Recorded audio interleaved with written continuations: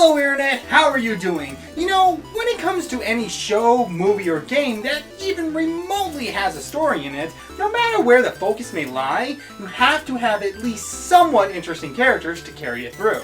They are the cornerstone of emotional moments. They are the guides that get us through the storm. Through them, we see aspects of ourselves and what we can be. And if all else fails, at least some of them have boobs. And in this past season of RWBY, there have been quite a few good ones, as well as ones that were just awful. So let's take a look at some of the best and some of the worst, beginning with the latter so that we can end this video on a good note. Here are the top and bottom 5 characters of RWBY Volume 5. Starting ironically with... Number 5. Ruby Rose. Oh no, RWBY, you were doing so well. What went wrong? I don't know, but in the meantime, let's talk about why RWBY the character is on this list. An odd choice considering that she was doing so well last season. But that was then and this is now. And due to the fact that focus was needed elsewhere, here she is. Now this has already happened, but previously she got away with it by having just enough screen time to establish her as the supportive cornerstone of the volume. But she just popped in here and there for an encouraging word, gave more people reasons to believe that she was useless, and then peaced out for others to take the spotlight. Which is something you don't want to do for your main character. Now true, her part to play was important, but she needs to be more than just a tag along, which is why she's on this list, but only on the bottom, cause while her character was supposed to be the leader, and wasn't, Lindsay Jones was still able to let her positive light shine through thanks to her wonderful voice. But her voice and innocence can only take her so far, and with it being 5 seasons in, the rose needed to rise, but raise she didn't, so this RWBY was outflowered by the rest. Number 4. Hazel Reinhardt. Now, I know what you're thinking. What's a sexy hunk like him doing on this list? Well, that's obvious. He didn't take off his shirt in the entirety of the volume, so here he is. Okay, in all seriousness, Hazel is on this list mainly because of the poor character introduction that he was given. As for motivation, voice, and possible threat, he receives an A in all of that. But just suddenly dropping him in as a main baddie for a final fight, and then giving us a rushed backstory out of nowhere, yeah, sorry to say that's not a good thing. You don't just dump so much exposition on us when it could have been built up throughout the volume. We could have learned it through Adam's talks, or by Ozpin admitting that Pyrrha wasn't the first to die because of his stupid marriage issues. Now, like I said, William Ordendorff has a very nice voice, which should come to no surprise seeing that he's the sound effects dude. But that sexy Nutella dripping from his mouth can only slate us for so long. Anyways, it was just a disappointment, and he won't be the only villain to do so, because he could have been set up so much better as the bane of Ozpin's failures, rather than some quick throwaway reasons for him to hulk out and start beating up kids. Too bad that Hazel couldn't handle the spotlight. Number 3. Cinder Falls. Are you guys happy? No. Well, too bad, because number 3 was as high as I could put her. From day one, most people actually enjoyed this character. It was only after a particular point in Volume 3 that her popularity started to go downhill. And not just for the obvious reason. Instead, many thought that after her epic failure, she had become slightly boring. To which is why I have to have her on this list, because this wasn't completely untrue. For while she was enjoyably able to speak again, much of her lines and much of her actions were geared towards the overly confident and smarty kind of evil. Now that is something that quite a few enjoyed, but like with RWBY, Cinder needed to be more than just a bratty teen going through her pirate phase. She needed to be the vengeful force that our girls were going to face, that had the backing of both the power of the Maiden and Salem. However, though Jessica Negri was again very good with her delivery, sadly her character's writing was not only not as good as she looked, but also was the reason that she's on this list. What could have been an interesting insight into an angry and broken character was left on the writing room floor. Too bad, but it looks like Cinder has fallen from grace. Number 2. The Alpin Brothers.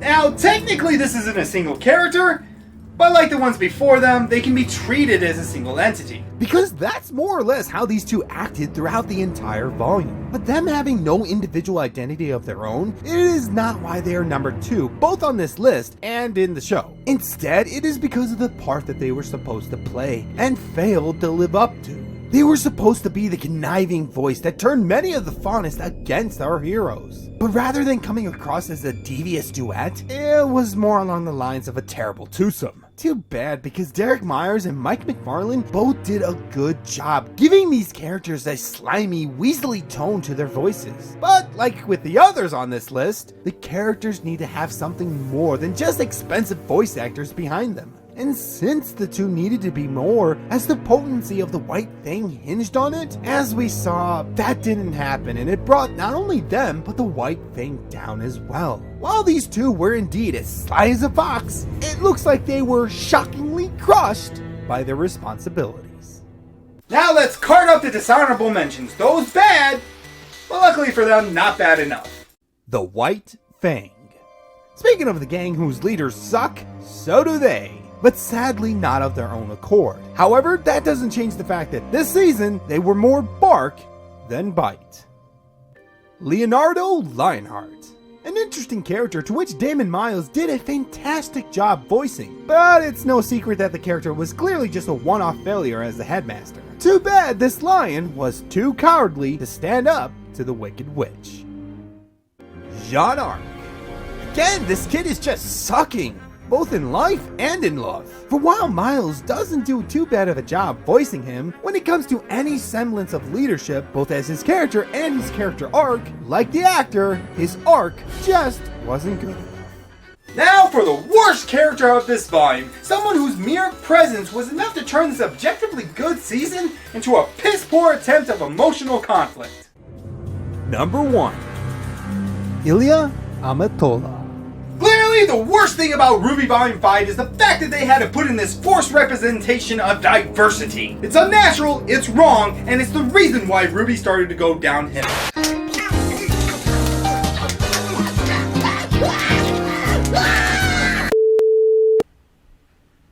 I would just like to say that I was wrong to say those things. Everybody from the LGBT, QIZ, TIT, or TGFO are wonderful people. They are kind and loving, and they can never do anything wrong. They are the perfect people. Which I guess is good, because there is somebody who does deserve the spot. Number 1. Adam Taurus. Luckily I did take that beating to the head. I mean, luckily I hit my head on the door by accident. As it did help me to remember the memory of Adam's performance that I understandably had repressed. My God!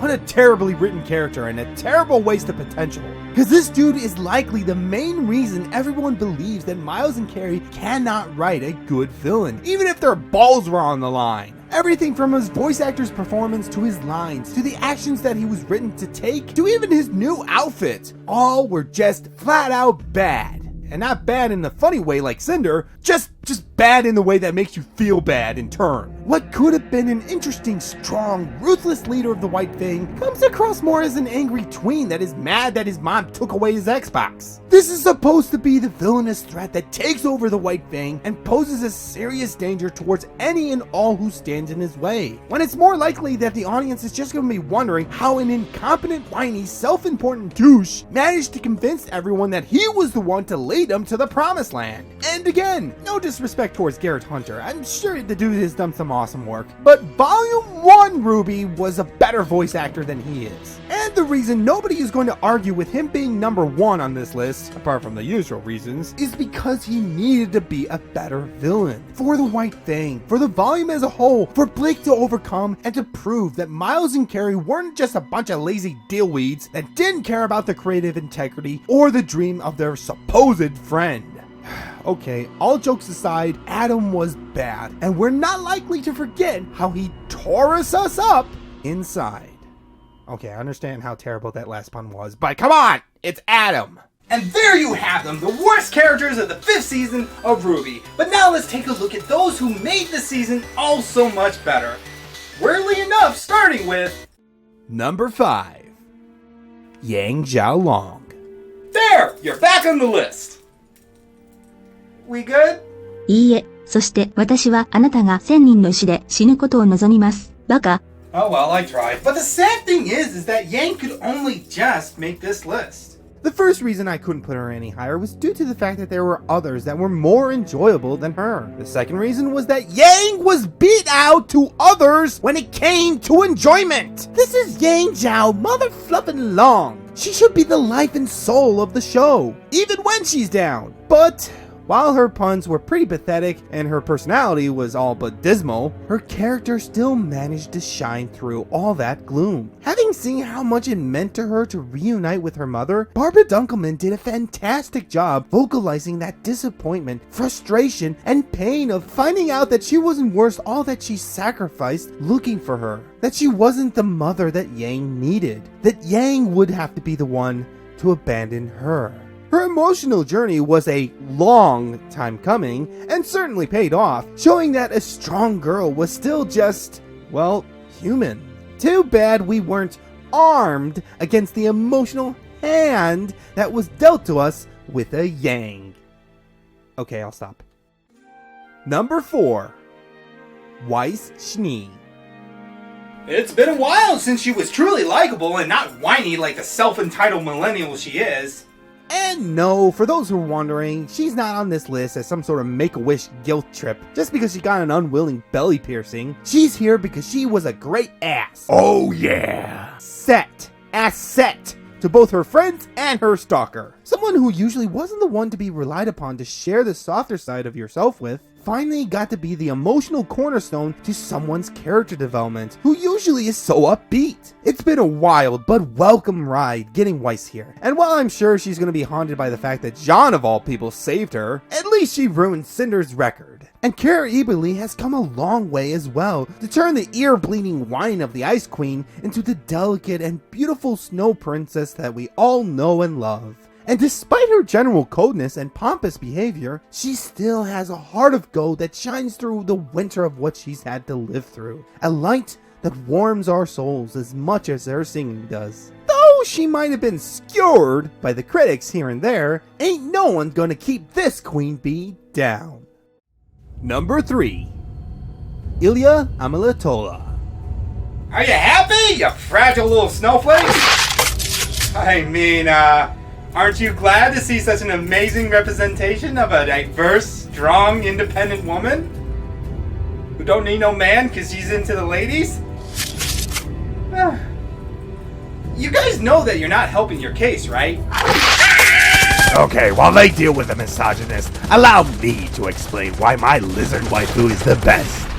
Apart from the usual butts and boobs reasons, the way the writers brought my girl into the story was appropriately done well, developing her as a character far before revealing that she has, feelings for Blake, and thus was clearly another pandering for the femi-fatsies out there to freak out over. And since pushing for diversity makes it forced, they went for the other route, as not focusing on it may no longer make it special. It comes across as far more natural, as it's just another small piece to the more important aspect of who she is, rather than what she is. Bunch of racists. Though what she is a fine pair of thighs, voiced by another fine pair of thighs. Oh yeah, Sherman who manages both anger and confusion perfectly that our conflicted girl needed. Well, her turn was something that Helen Keller could have seen coming. It being an essential point to the growth of my kitty, I'm glad they did it justice. Especially since it means that we got another ship for her out of it. For while she may have had a colorful spectrum of emotions and alliances, in the end, her best was easy to see. Alright, I read your dumb script. Can I have my off-brand flash drive back? Fine. Number 2. Blake Belladonna. The Bella Booty is back and with a vengeance! It's starting? Let the heathens who dare question the bumblebee be cleansed from this world! Damn it. But yes, it's clear why Blake deserves this spot. The way she was molded this season goes to show that the dynamic doofuses can get it right once in a while. Take it from a fearful feline who is conflicted on confronting those she calls friends, to a scampering scaredy cat at the single sign of an emotional strife, to a comforted kitty being inspired by those she was running from, to a standing tall tabby determined to forgive even those that didn't deserve it, to forgive herself, and in doing so, become stronger. And Aaron Zek did another wonderful job voicing this brave panther. For the number of times she's been confronted by this new resolve, only to put all of us who have made New Year's resolutions to shame, goes to show how much she has grown. With the addition of the emotional scenes she's played a part to, and her strive to be the leader her people need, yes, Blake has earned this spot. For it seems pretty Blake and Weiss that the bell Adana has been rung and the light cats on the victor. Now, before we get to the best, let's honor some of the honorable mentions. Those who did well, but not as well as the others. Sun Wukong. Speaking about those who have helped Blake, Michael Jones continues to impress along with the writers on how well of a part he's played in shaping the Lion Queen. I guess he just wasn't monkeying around when it came to his friends. Oscar Pine. From sucking to being praised, it goes to show that a few more lines in screen time and a very skillful Aaron Dismuke can do for your character, cause there's no pining about it. This time around, Oscar had more than enough soul. Salem. Just take a look at the last scene with her, both the fake out and the choke out. For thanks to the help of Jennifer Taylor and the writers doing a swell job, Salem is certainly becoming a scary villain for which you cannot deny. And now for the best character of the 5th season of RWBY. Number 1. Raven Bronwyn. No, seriously. Nani? Oh, get over yourself, crybaby. It happens. Moms leave. No need to be a pussy about it. Well, you just lost your senpai rights. That's okay, I've got a new one, and not only did she have a better emotional arc, but a better voice actor. Yeah, I said it! I don't understand why lawyers are so good at verbalizing their thoughts and feelings, but also making their way into our hearts with facts and logic. Maybe it's because we're always making jokes about them. Anyways, Anna Holland's character of Raven certainly deserves this spot, being the culmination of both Ozpin's questionable secrets and Salem's looming fear. She was set up to be how far one could break, and they succeeded. We are treated to a wonderful arc our bird flies, going from missing mommy to out for number 1 outlaw, to a traitorous twin, to a surprising spring, to a fearful female, and to a misunderstood mother. And never is she placed as someone we should root for, nor outright hate, but instead as someone who should be pitied for how broken she is, for what she has become due to what she has had to live through. While her selfish nature is pretty forthcoming, it comes across as a guise, shrouding the fear, brokenness, and desperation to survive that has driven her away from her family, from her child, from her humanity. You can't agree that she has made the right choices, but you can pity her and sympathize with someone who may have wanted to take a different path, to take it all back, but can't.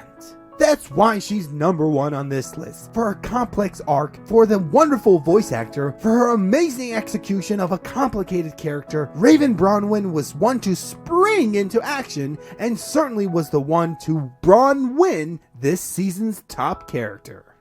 And there they are, the best characters of the 5th season of the show RWBY. What did you think? Do you agree with the list, or did you have a different setup to them? Please leave a comment in the section below telling me who you thought were the best and the worst. And don't forget to like, share, and subscribe. I'm Ricardo, the Cynical Critic. With me, no movie's sacred, no video's safe, but all deserve a chance. You stay classy, Internet. Toodles!